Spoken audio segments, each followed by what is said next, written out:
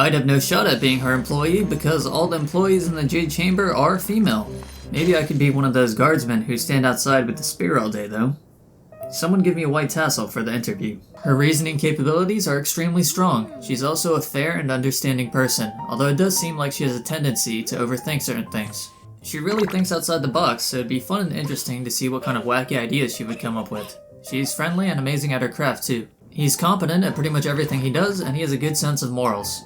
He seems mostly uninterested in leadership. I highly doubt he'd abuse any power that's given to him. If you were bleeding and dying on the floor from an accident, then unless she really liked you, she'd forget about your existence in 10 minutes. It's absolutely not her fault, but having a boss that easily forgets everything would be very difficult to work under. It's impressive how capable she is, but she lacks normal human sensibilities. Because of that, she might make unreasonable requests of you.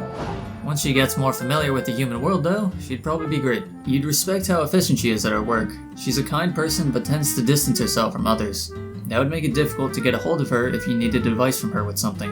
But if you were able to find her, she'd probably be more than happy to help out. If Zhongli the Archon is okay with her as a boss, then I'd probably be okay with it too. Her jokes are kind of crude, but to be honest, I find them amusing. She seems like a fun person to be around. Based on her interactions with Shen He when discussing the Divine Damsel of Devastation play, she's a person who really thinks about and is mindful of how others would feel about things. That's a very good quality to have in a leader. We wouldn't have any work to do because he'd scare off all the targets for exorcism. I'm down. My first impression of him would have been that he wouldn't be a very good boss, mainly just because he wants nothing to do with most people. But after playing Ganyu's character quest, that impression was shifted. With the right people, he's actually pretty considerate, even though he'd be real subtle about it. Her drive and work ethic would be admirable. She works hard because she truly cares about her work, and she constantly pushes herself to improve. While I'm sure she'd set very high standards for her employees, it'd be easy to tell that she sets even higher standards for herself. She understands how to balance being friendly with her subordinates with being a good leader. She's also a very courageous person and has a lot of charisma. A boss that would be easy to respect.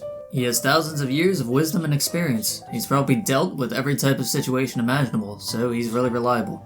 And since he's the Archon of Contracts, you can be sure he'd deal with things in a fair way too. Her energy and passion for her craft would make me feel less tired on Monday, which has got to be one of the highest compliments you could give to a leader.